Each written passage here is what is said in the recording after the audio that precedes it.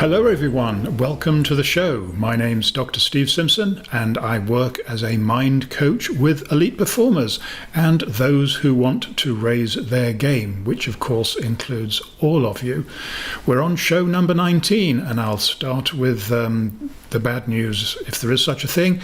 This is the last in the current series, but those of you who've been there from the beginning, thank you. We've had quite a journey. Just to recap where we are and more importantly, where we're going to finish. Well, we started by exploring how our mind works and how the conscious mind is actually just a very small part of our brain, and the unconscious, the massive power of the unconscious mind, of which we use only a fraction, is where all the power lies. We embrace some concepts of the reptilian brain and why the thoughts that we have are maybe nowhere near as logical and rational as we'd like to believe. And indeed, so many of these thoughts, trying not to sound too much like Freud, come from the basic instincts and drives, and particularly those that are related to our survival. That took us to an examination of Carl Jung's concept of the collective unconscious, that our unconscious minds are somehow connected with the whole, or everybody in the world, and indeed possibly even those who have departed this world. Now, whether this is fanciful or not, it doesn't really matter. It's his concept that is important, because it's shared throughout so many other different cultures too. And that is that we're not alone, that there's always something more that we can draw upon, whether it's something that we can find deeper within ourselves, or whether it's something that we can find from other people or other sources. And then we moved on to, okay, well, if the unconscious mind is so powerful, how can we access it? And we said right from the outset that particularly in the world we live in now, with so many demands by the second on our attention, it's never been harder than it is at the moment. But there are some ways, and we had shows devoted to mindfulness and meditation, techniques that have stood the test of time. We delved into hypnosis as an entry point into the unconscious mind, and we even considered the power of dreams and how they can help us to access the unconscious mind. And I mentioned in the last show that it's not all about the mind, even though it might sound like it.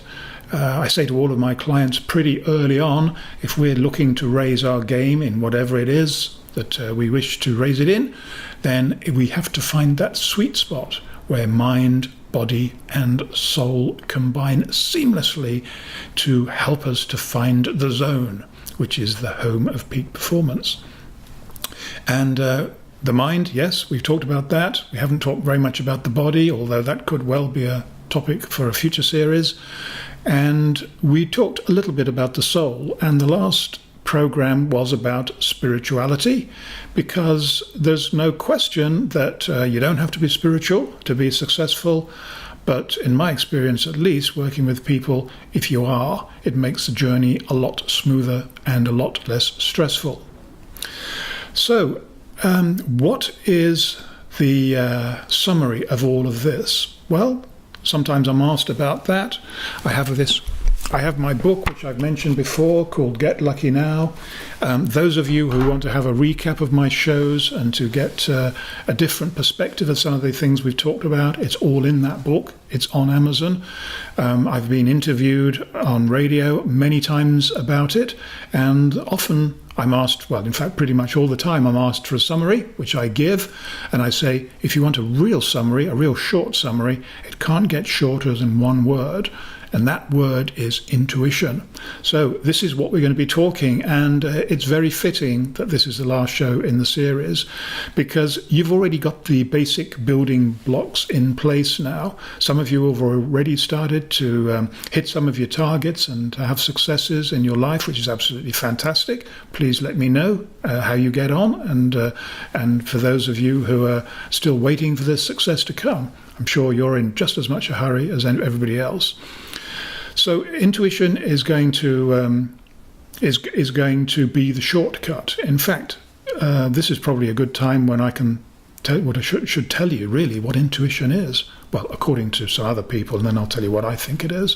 One dictionary definition I found was, it's the ability to acquire knowledge without proof, evidence, or conscious reasoning, or without understanding how the knowledge was acquired. Well, that covers a lot, doesn't it? And it's as good a definition as I've seen anywhere else. Other people see it in a different way. Some scientists say, well, there is no such thing as intuition, and really it's unconscious pattern recognition.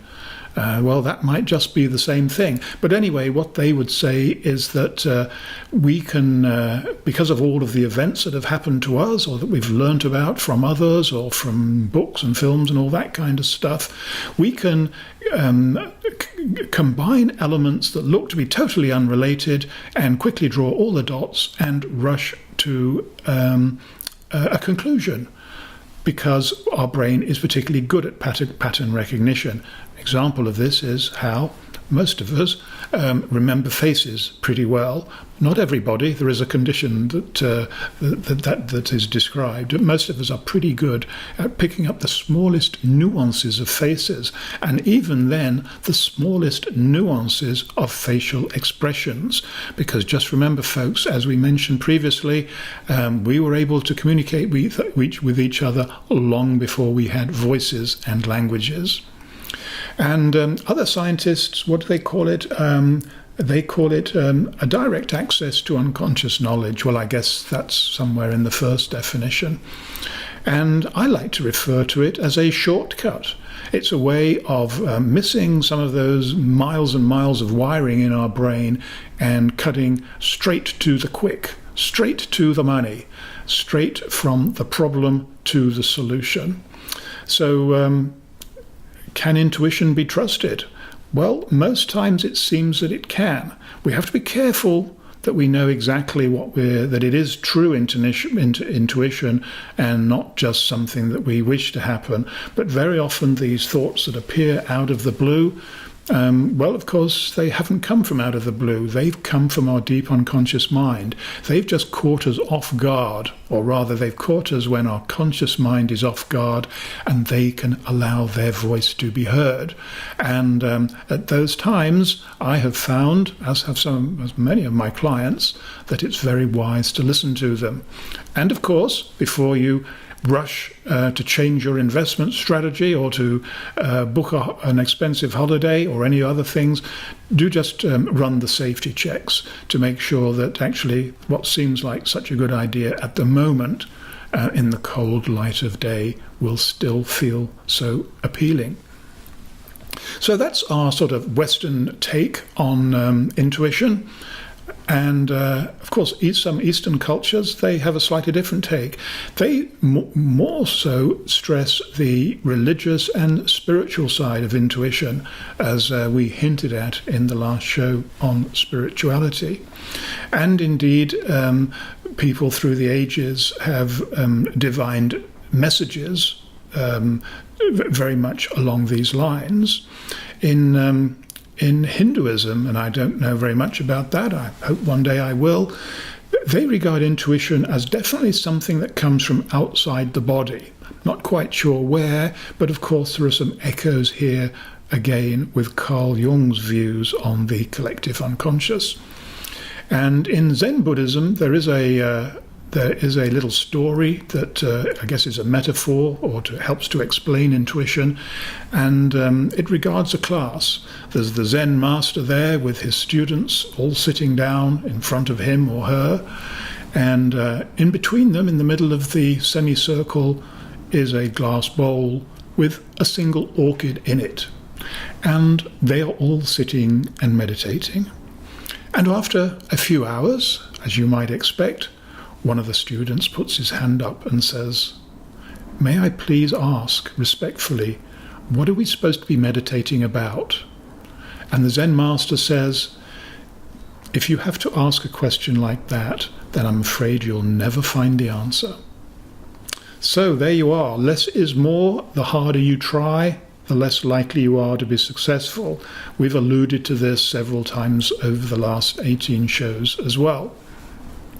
So what else do we know about intuition? Well, I'll go back to psychology, where I'm possibly on a little stronger ground, I hope, and back to our friend Carl Jung again, because he spoke a lot about intuition, as did his mentor Freud, and as many people have done since.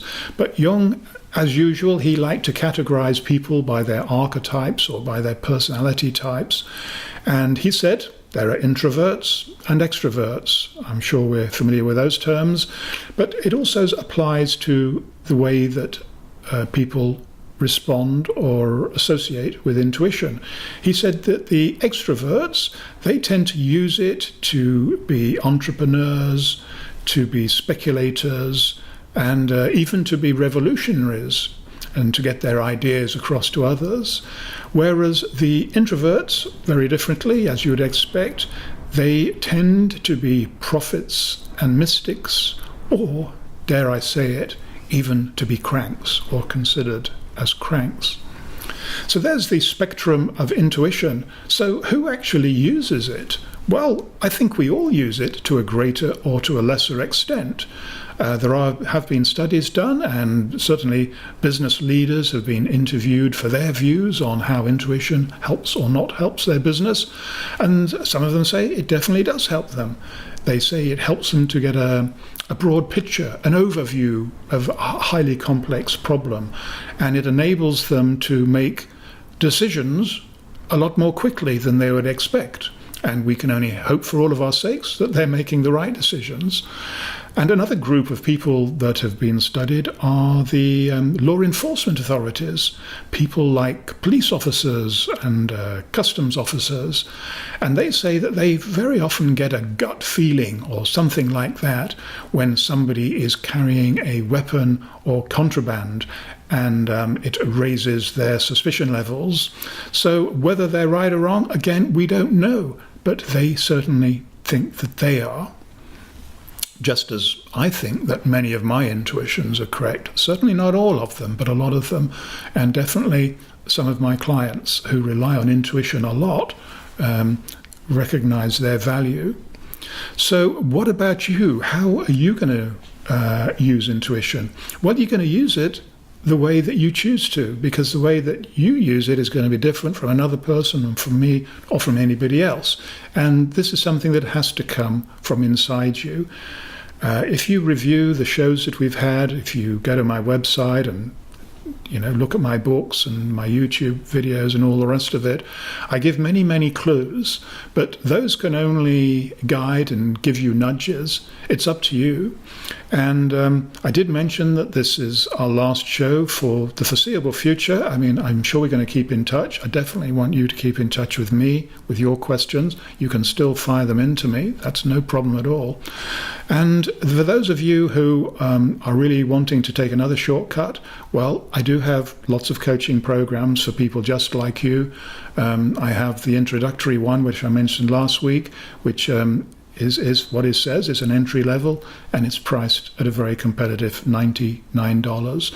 And a lot of people move from that one to my other ones, but they don't move until they're ready, and hopefully until they've at least repaid the cost of the program. So that's an idea for you to think about. You have many other things to think about too, particularly this time of the year. So this is going to be me saying goodbye for the moment, but our paths are certain to cross again, most likely on this webinar show. So in the meantime, I wish you truly the best of luck with everything that you do. When you find something that works for you, share it with others. There's plenty of this to go around, and may the successes keep coming, and please continue to let me know about them. So enough for now. Goodbye, and thank you very much for supporting this channel.